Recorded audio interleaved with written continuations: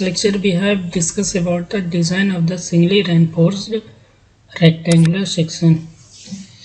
इस चैप्टर में हम सिंगली रेनफोर्स बीम को डिज़ाइन करेंगे जिसमें कुछ चीज़ें मिसिंग होंगी, जैसे डेप्थ मिसिंग होगा, उसमें area of the steel calculate करना होगा, स्टील का एरिया कैलकुलेट करना होगा और हमको शेयर रेनफोर्समेंट भी चेक करना होगा कि वहाँ पे रिंग हमको देना है या नहीं देना है। ठीक, तो चलिए आगे बढ़ते हैं।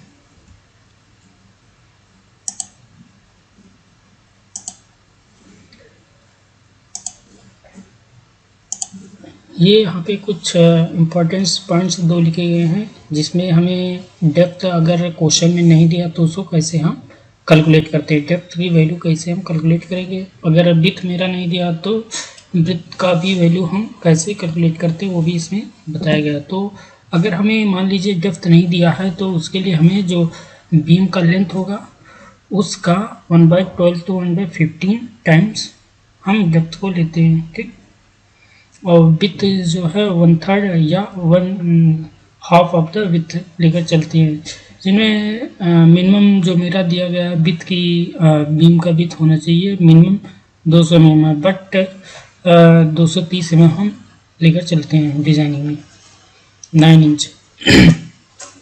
ये मेरा न्यूमेरिकल दिया हुआ जो कि न्यूमेरिकल हम सब सॉल्व करेंगे, देखेंगे। ये एग्जाम पॉइंट ऑफ व्यू से भी इम्पोर्टेंस है AQ2 में। तो ये क्वेश्चन देख लेते हैं, इसमें क्वेश्चन में क्या क्या दिया हुआ है उसी के अकॉर्डिंग हम इस क्वेश्चन को सॉल्व करेंगे। ठीक, तो a rectangular beam is to be simply supported on supports up to 30 mm with the clear span of the beam is 6 metre. The beam is have to with of 300 mm। The characteristic super impose load is 12 kN per meter and grade of concrete is M20 and grade of steel is Fe415। Okay, तो इस question में हमें दिया गया है जो कि beam का लेंथ है वो 6 मीटर है, क्लियर स्पान है, और जिस पे बीम रेस्ट कर रही है जो सपोर्ट है दोनों साइड में उसका विड्थ जो है 230 mm का है, और बीम का जो विड्थ है क्रॉस सेक्शन में विड्थ उसका 300 mm है, और उस पर लाइव लोड जो एक्ट कर रहा है 12 kN per meter का लोड एक्ट कर रहा है। तो इसमें डेप्थ की वैल्यू नहीं दिया हुआ है तो उसको ही निकालेंगे इस फार्मूले से, और एरिया ऑफ स्टील देखेंगे कैसे निकालते हैं, और इसमें नॉर्मल शेयर फोर्स भी देखेंगे और उसका डिज़ाइन भी करेंगे। ठीक, तो यहाँ पे जो डाटा दिया हुआ है उसको मैंने यहाँ पे मेंशन कर दिया है। इम्पोज लोड दिया हुआ था, FCK का वैल्यू था और FY का वैल्यू था, और विथ ऑफ द बीम का दिया हुआ था 300 mm। डेप्थ हमको नहीं मालूम है, इस डेप्थ को हमको कैलकुलेट करना है। सपोर्ट पर जो बीम मेरा रेस्ट कर रही है उस सपोर्ट का विथ जो 230 mm था यहाँ पे मेंशन है, और क्लियर स्पान जो है 6 मीटर है। ठीक, तो हम ओवरऑल बीम का डेप्थ निकालेंगे पहले। तो उसके लिए जो फार्मूला दिया हुआ है वो फार्मूला ये इफेक्टिव डेप्थ का फार्मूला है। इसमें 1/12 ऑफ द क्लियर स्पैन से 1/15 of the clear span of beam का मल्टीप्लिकेशन करते हैं और इनमें मिनिमम वैल्यू हम चूज करते हैं। अगर मैक्सिमम वैल्यू लेकर चलते हैं तो बीम ऑटोमेटिकली मेरा शेप होगा, बट मिनिमम में देखते हैं, चेक करते हैं। अगर मेरा बीम जो है बीम का डेप्थ मिनिमम में ही सेटिस्फाई हो जाता है तो हम मैक्सिमम लेकर मेरा इकोनॉमिकली सेक्शन नहीं हो पाएगा। तो इसलिए मैं पहले मिनिमम लेकर चल रहा हूँ। अगर इसमें पास हो जा रहा है सेक्शन तो ठीक है, नहीं तो हमें 500 पर चलना पड़ेगा। तो इसके अकॉर्डिंग मैं यहाँ पे एरिया ऑफ स्टील जो हाफ से रहता है तो हम कैपिटल स्मॉल d 415 लेकर तो हम इफेक्टिव डेप्थ जो है 400 mm लेकर चल रहे हैं, और कैपिटल D जो मेरा हो गया 450 हो गया। ठीक, नेक्स्ट है इफेक्टिव स्पैन। हम कैलकुलेट करते हैं। इफेक्टिव स्पैन में हम क्या देखते हैं कि यहाँ पे जो है इसका सेंटर हाफ इस विड्थ का 230 का आधा इधर और 230 का आधा इधर, तो दोनों को जोड़ेंगे तो 230 प्लस 6 मीटर, 0.23 प्लस 6 मीटर हो जाएगा। तो मेरा कितना हो जाएगा, 6.23 मीटर्स हो गया। तो ये मेरा centre to centre of the supports हो गया। तो यही मेरा इफेक्टिव स्पैन होता है। ठीक, अब इसके बाद हम डिज़ाइन मोमेंट निकालेंगे और डिज़ाइन शियर निकालेंगे, VU की वैल्यू। अब यहाँ से मेरा लाइव लोड दिया हुआ है, सेल्फ वेट हम कैलकुलेट कर लेते हैं क्योंकि डेप्थ और विड्थ हमको मालूम है, डेंसिटी भी मालूम है कंक्रीट का, RCC कंक्रीट। सेल्फ वेट जो कैलकुलेट करते हैं देखते हैं तो 0.3 इंटू 0.45 इंटू 1 इंटू 225 से कैलकुलेट करने के बाद हमको 3.375 किलो न्यूटन मीटर आ जाता है। तो मेरा हम यहाँ से टोटल डिज़ाइन लोड देखते हैं फैक्टर ऑफ सेफ्टी को साथ में लेकर, तो live load plus self weight जिसे हम बोलते हैं डेड लोड, इन दोनों को जोड़ा और 1.5 से मल्टीप्लाई कर दिया जो कि फैक्टर ऑफ सेफ्टी है। तो टोटल हो गया मेरा 23.06 किलो न्यूटन पर मीटर। अब हम बेंडिंग मोमेंट निकाल लेते हैं। बेंडिंग मोमेंट कैसे निकाला जाता है ये आप लोग जानते ही हैं। सिंपली सपोर्टेड बीम के लिए जो फार्मूला है मेरा विथ UDL की केस में WL²/8, इसमें वैल्यू को पुट किया और इसका कैलकुलेट किया तो 111.88 किलो न्यूटन मीटर हो गया। ठीक, अब यहाँ पे हम VU की डिज़ाइन शियर की वैल्यू निकालेंगे VU। तो डिज़ाइन शियर जो मेरा अकर होगा इस सपोर्ट पर ही होगा जो equal to half of the total loads के बराबर होगा। ठीक, तो WUL/2, तो यहाँ पे वैल्यू को पुट करने के बाद इसका VU की वैल्यू आ गया 71.83 किलो न्यूटन। ठीक, अब हम चेक करेंगे कि ये मेरा सेक्शन जो है सिंगली है या डबली है। ठीक, तो सिंगली है या डबली है तो इसके केस में हम XU मैक्स ये सब नहीं देखेंगे क्योंकि यहाँ वो कैलकुलेट चीज़ हम नहीं कर पाएंगे, इसलिए हमें मोमेंट के केस में देखना है। एक हमको मोमेंट मालूम है MU की वैल्यू, और यहाँ से हम MU लिमिट निकालते हैं। MU लिमिट जो कि 415 के लिए फार्मूला 0.138 FC के VD²। अगर हर एक का आपको जानना है तो मेरा पहला लेक्चर आप लोग प्ले स्टोर में जाकर जरूर देख। तो MU की वैल्यू हो जाता है 0.138 FC के VD², जो कि इक्वल टू हो जाएगा 0.38 इंटू 20 इंटू 300 इंटू 400 का स्क्वायर।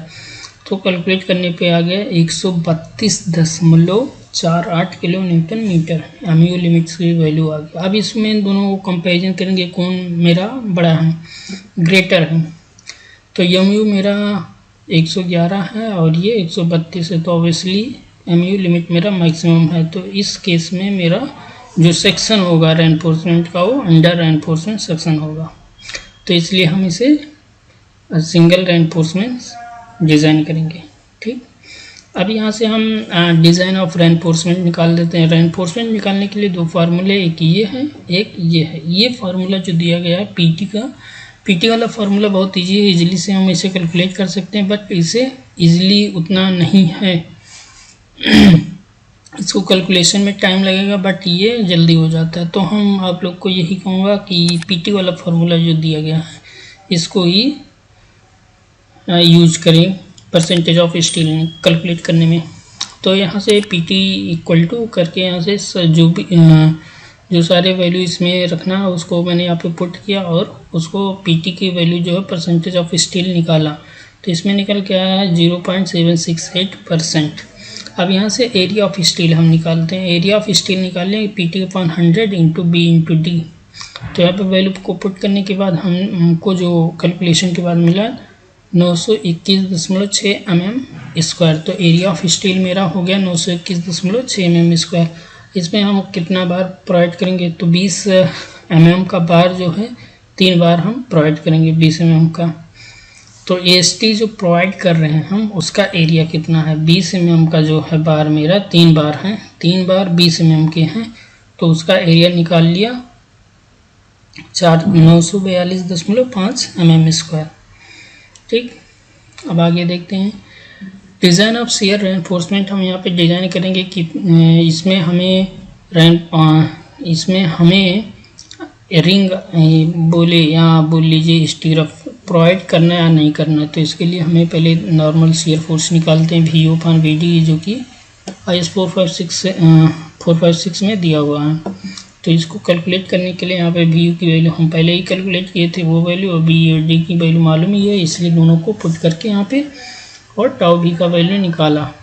तो इसका वैल्यू कितना है 0.598 न्यूटन पर mm स्क्वायर है। ठीक, अब यहाँ से हम परसेंटेज ऑफ स्टील निकाल लेते हैं। Design strength of concrete, percentage of steel निकालने के लिए हमने जो प्रोवाइड किया है स्टील 3 बार 20 mm का, उसका एरिया है ये into 100 upon cross section of the beam 300/400 effective. तो इसको कैलकुलेट करने पे आया 0.785%। अब ये इतना परसेंट आया, इस प्रोसेस में हम टाउ सी की वैल्यू देखेंगे कि टाउ सी का वैल्यू कितना आ रहा है, design shear strength of concrete की वैल्यू कितना आ रहा है। तो उसके लिए हम परसेंटेज ऑफ स्टील निकाल लिए हैं, ये देख लीजिए, यही फार्मूला है PT। ठीक, तो इसमें देखते हैं परसेंटेज 0.875 जो कि 0.75 से ज़्यादा हैं, तो इनके 1 और 0.7 के बीच में लाइक कर रहा है। ठीक, और कौन सा ग्रेड का कंक्रीट था मेरा, M20 ग्रेड का कंक्रीट, तो इसमें देखेंगे। ठीक, ये दोनों में, इन दोनों के बीच में लाइक करेगा। फिर टाउ सी हम कैलकुलेट करते हैं, यही है टाउ सी मेरा। टाउ सी निकालने के लिए हम क्या करेंगे, इसको ऐड करेंगे, प्लस करेंगे, फिर ब्रैकेट में मेंशन करेंगे। ये देखिए, इसको लिया, फिर प्लस किया, फिर ब्रैकेट एक लगा, और 0.62 माइनस 0.56, इसमें से इसको निकाला, इंटू किया। अब मेरा जो परसेंटेज ऑफ स्टील आया है उससे इसे माइनस करेंगे 0.76 ये। ठीक, ये मेरा जो आया है इसमें से इसको निकालेंगे 0.75 को अपान करेंगे, इस एक में से 0.75 को माइनस कर देंगे, एक में से 0.75 को माइनस किया। उसका तो इसको सॉल्व करने पर जो टाउ सी की वैल्यू है 0.5684 न्यूटन पर mm आया। देख लीजिए टाउ सी की वैल्यू आ गया। फिर टाउ मैक्स हम देख लेते हैं। टाउ मैक्स इसी के टेबल 20 में दिया हुआ है M20 ग्रेड के लिए 2.5, इससे ज़्यादा नहीं हो पाएगा। ठीक, अब यहाँ से हम ये देखेंगे कि किसकी वैल्यू ज़्यादा है, टाउ सी की वैल्यू ज़्यादा है या टाउ वी की वैल्यू ज़्यादा है। तो इसमें देखते हैं टाउ वी की वैल्यू ज़्यादा है, टाउ सी की वैल्यू कम है। तो इसका मतलब हमें शियर रेनफोर्समेंट का डिज़ाइन करना होगा। अगर ये वैल्यू जो है कम होता है इसके कंपैरिजन में, तो हमें नहीं डिज़ाइन नहीं करना होता, वहाँ पर रिंग देने की ज़रूरत नहीं पड़ती। लेकिन इस केस में हमको देना पड़ेगा, क्योंकि जो मेरा शियर स्ट्रेंथ ऑफ कंक्रीट है वो बहुत कम है, तो इसलिए हमको देना पड़ेगा। ठीक है, नेक्स्ट देखते हैं। इसमें टोटल शियर फोर्स जो मेरा था पहले डिज़ाइन शियर फोर्स, वो मेरा इतना था, इसको न्यूटन में कन्वर्ट कर दिया है। शियर अब यहाँ से हम देखेंगे कि कंक्रीट मेरा कितना शियर रजिस्ट कर पाता है। ठीक, तो यहाँ पे टाउ वी सी दिया है, tau V C equal to tau C BD, ये फार्मूला यहाँ पे मेंशन किया गया है। ठीक, ये IS 456 में दिया गया है। तो यहाँ से VC की वैल्यू कैलकुलेट किया और शियर रेनफोर्समेंट कितना शियर रजिस्ट कर रहा है वो भी देख लेते हैं। Shear to be resist by the reinforcement, तो रेनफोर्समेंट कितना रजिस्ट कर रहा है उसकी उससे हम tau B minus tau C VU minus VC को माइनस करने के बाद हमको मिल जाता है ये वैल्यू। ठीक, अब ये यहाँ पे टाउ भी मिल गया। इसमें हमने 6 mm का 2 लेग स्टीरअप्स का 250 का स्टील मैंने प्रोवाइड कर दिया। ठीक, 6 mm का स्टील है 2 लेग का। फिर यहाँ से हम भी ये फार्मूला दिया है फॉर वर्टिकल स्टीरअप्स के लिए। इसमें हम स्पेसिंग कैलकुलेट करेंगे कि स्पेसिंग मेरा कितने स्पेसिंग में हमको रिंग लगाने हैं। ठीक, तो इसमें VUS की वैल्यू ये है।